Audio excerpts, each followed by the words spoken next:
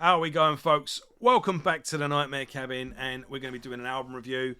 We're going to be talking about the brand new album from Winterfylleth, and this is the Imperious Horizon. If you're new to the band, Winterfylleth are a UK black metal band. They've they're just as thundering and shredding as you would expect from any black metal band, really, what you would want to hear. But they've got a lot of melody in their sound as well. And they've got like an epic feel that is, based in traditional heavy metal. But they've got a big folk element to their sound as well, which developed as the band's back catalogue has been going. Since 2008, their first album, and what would sort of started off as interludes would then develop into a song here and there, which would then develop into an EP, which then developed in 2018 a full length album, which just was solely acoustic, just like solely folk. That was the Halloween of Haredom, which was a fantastic album. And then in 2020, the band came back with The Reckoning Dawn, which was another great release. And then following up in 2021, Live at Bloodstock 2021, which was, I suppose it was a full-length album. I think it was 4 songs, but it was 35 minutes. So, yeah, it was an album.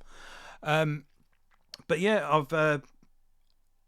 I've got into the bands. I come quite late to the show, actually, when it came to Winterfylleth. I think I joined around I jumped on board with them around their 4th album. The Divination of Antiquity in 2014. And I worked my way back and carried on from there. But I think they're a fantastic band. And it's I can't believe it's been, in one way I can't believe it's been 4 years since the band's last album, but in another way I was ready for a new album. I just got to the point where I was, in the mood for a new album from Winterfylleth, and in those 4 years, a lot's happened. So, in one sense, that time's flown by, but at the same time, I'm really, really glad this album has arrived, and I kind of felt the feeling you get when you meet up with a friend. So you go out for a drink with a friend or a relative maybe, and you come away feeling really good. You come away, I really wish I saw them more often, and that's how I feel after listening to this album a couple of times today. I've got so this is the Digipack CD. I don't think this is, I wouldn't go so far as to say this is a special edition, but it comes with 2 bonus tracks and a nice Digipack case. Maybe that is just the first initial print of it, and then subsequent prints that follow it'll just be a plastic, standard CD case. But and the bonus tracks won't be included. I'll let's get into the bonus tracks later on, actually. But as far as development of the sound, I mean, it's pretty much the band doing what they're known for at the moment. But this is just a great addition to the canon, really. Like I say, the band do black metal, but they don't do. There's nothing like satanic or any of that stuff going on. It's not Tolkien. Maybe the odd Tolkien-inspired song now and then. They do lean pretty heavy in like the Anglo-Saxon literature, etc. The media tried getting them into hot water a few years ago because apparently they have apparent right-wing leanings, because they spoke about England really and history and culture and heritage and so on and so forth, and loving the land you're from. The nerve of some people, and the certain people in the media were just like, "What? You're not ashamed of yourself?" And I remember reading a couple of interviews where the band were like weirdly trying to justify themselves. But the atmosphere, the sheer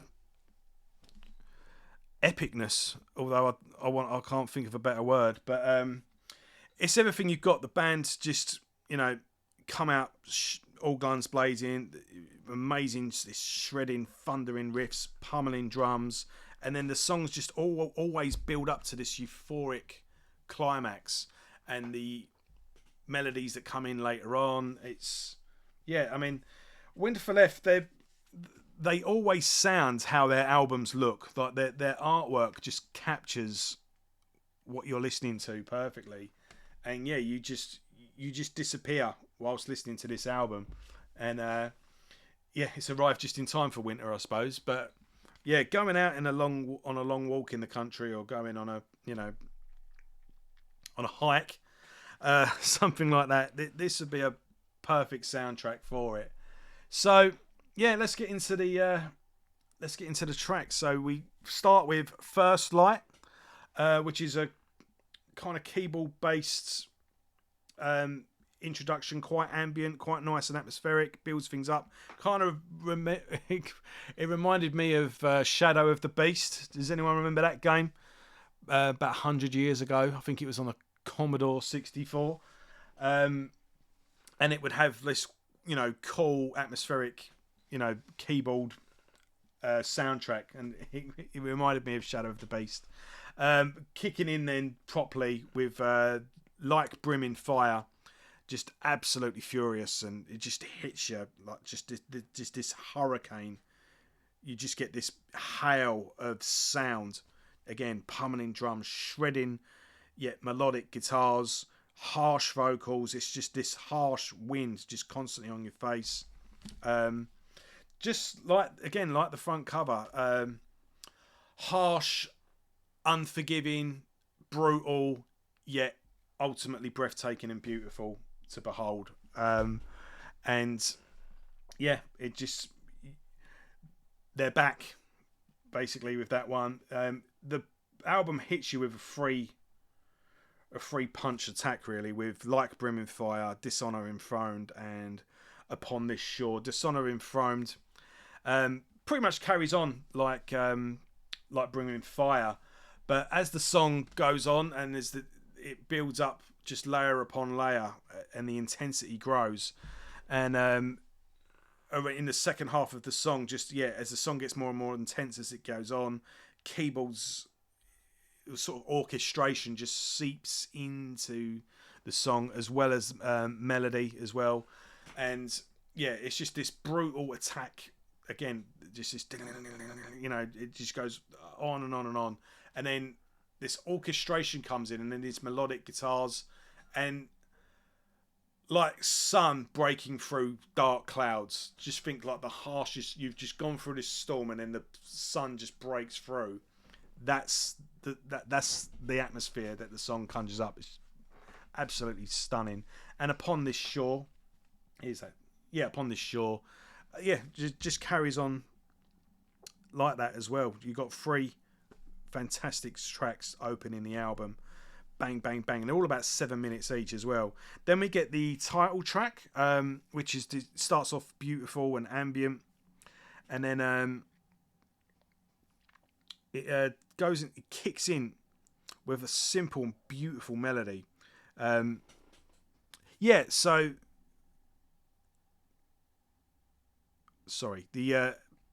starts off, I'm getting my songs muddled up. It starts off sort of nice and peaceful, and then you sort of, this where you've just had these 3 assaults on your senses. That's the introduction to the title track. It's just like a nice little pause to take everything in, but then it kicks in with this simple yet beautiful melody, and it's just a really nice lead and a really great song. In Silent Grace, it's got a nice melodic intro, but kicks in with this like real sort of slow. It's got a doomy feel to it, but it's a nice slow drum pattern. And as it just kicks in as well, it's just where you've been getting like blast beats and all the rest of it, it's all been thundering. This one is a nice sort of mid-paced, but it just builds up nicely, and it's just a devastating song all the way through. And in Solid Grace as well. Sorry, as Alan Averill from Primordial, and his vocals. I mean, Alan is such an amazing singer, and he doesn't get the props he deserves. And I guess, it's in a way it kind of sounds like Primordial song, but anything with Alan on just automatically sounds like Primordial. But yeah, this, like I say, with this, it's a slow doomy track, and when Alan does his vocals, and then Chris does his stuff as well.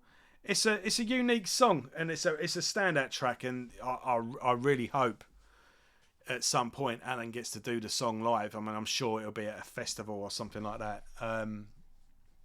Who knows? Maybe the two bands will tour together in the future. I couldn't see why not. It's just a case of lining.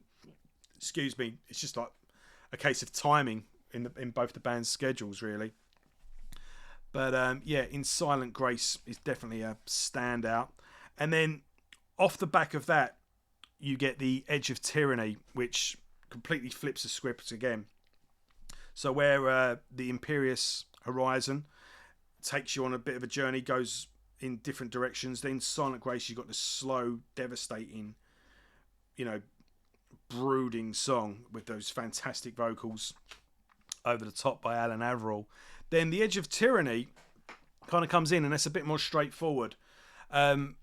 It's just a 3.5 minute track, and if I just go, I did mean to mention that. So yeah, you've got the Imperious Horizon 8 minutes. In Silent Grace is just touches 11 minutes.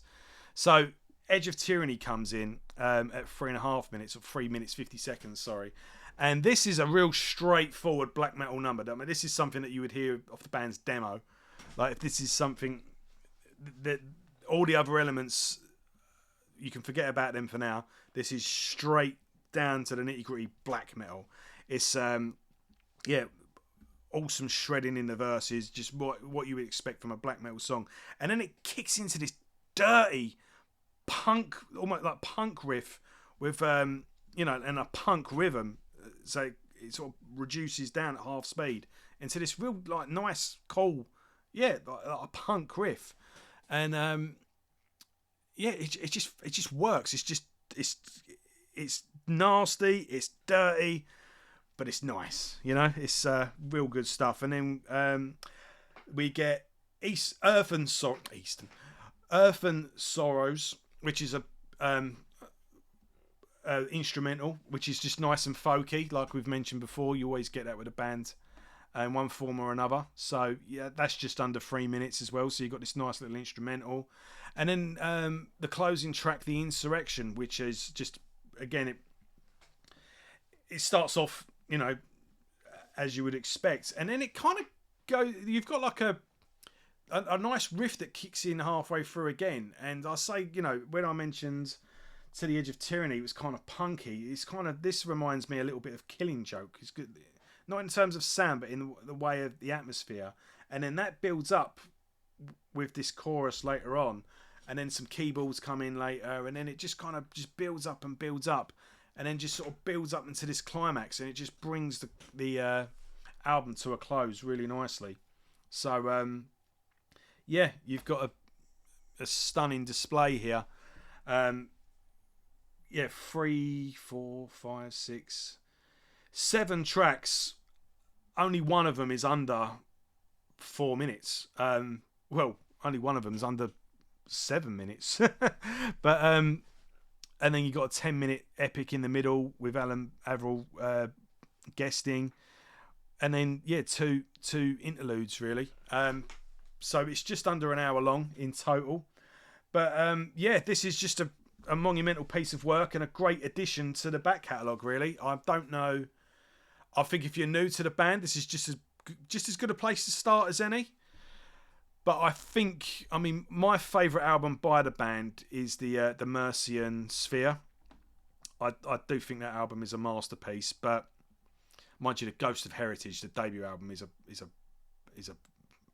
amazing album as well. To be honest though, Winterfylleth at their absolute worst is 8 out of 10. You know, even their worst album is still solid and is worth listening to.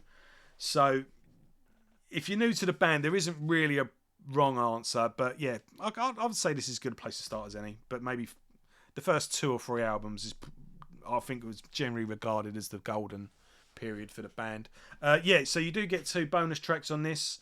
You get a pretty nifty cover by the Majesty of the Night Sky by Emperor, and then you get In Silent Grace, a slightly longer version with Alan Averill solo. So I'm guessing he must have been sent the track and he must have just recorded the whole track, and then they spliced it up and added and took away as they saw fit, really. And I guess this is just, they've just given you the full version so you can contrast the two. But yeah, really, really happy with this. Again, I've only listened to it a couple of times today, so I've not really fully digested it, but I'm really, really happy with what I've heard so far. And if I'm feeling this good now, as I listen to it in the coming months, I mean, it's only going to grow on me. And yeah, this is, you know, the band have really got an impressive, a really, you know, impressive back catalogue that they've built on now. I'm probably going to go watch them live as well in November, and because I've never actually seen them, so that needs to be rectified. And yeah, I mean, when it comes to the end of year lists, I've got one little section here that I just go, right, that's this year, so then everything I've reviewed this year is in one place. So I've not got to mess around looking for albums, and it's actually overflowed. Like, there's been so many good releases this year, and the top 10 album of the year list is it's looking pretty. It's getting competitive, shall we say? But let me tell you, if this isn't on it, if I've heard 10 albums this year that are better than this, I'm bloody going to be, we're in for a good year, folks. So yeah, Winterfylleth, definitely check them out. This is definitely worth your time. Stunning album by an amazing band. And yeah, that's about it. Thanks for watching as always. Leave us a comment, give us one of them. Let me know what your favourite song is. Are you new to the band? Have you been with them for a long time? What's your favourite album? All that good stuff. Let me know what you think down below. And I shall see you when I see you. Have a good weekend.